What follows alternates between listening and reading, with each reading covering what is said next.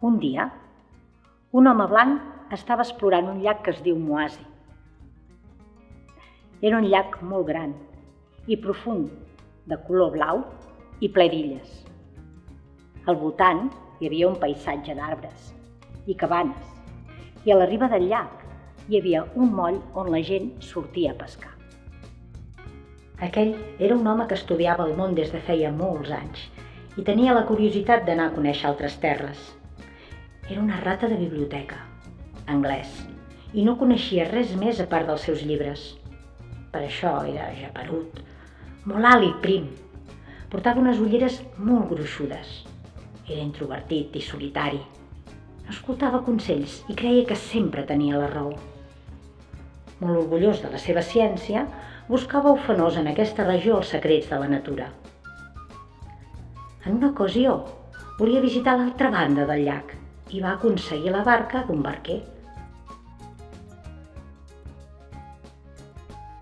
Era un home alt i prim, però molt fort.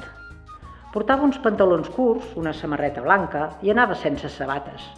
Tenia uns 35 anys i un caràcter molt tranquil i amable. Era molt espavilat.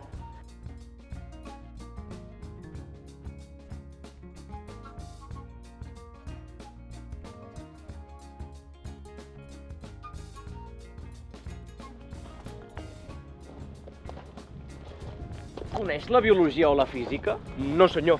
Però sé conduir una barca i pescar els peixos més bons. Bé, vostè s'ha perdut una part important de la seva vida. Vostè s'ha perdut les meravelles dels animals, les aus, els peixos, els rèptils, els insectes, els mol·luscs i els mamífers. Coneix les matemàtiques? No, senyor. Però sé comptar el que necessito per viure.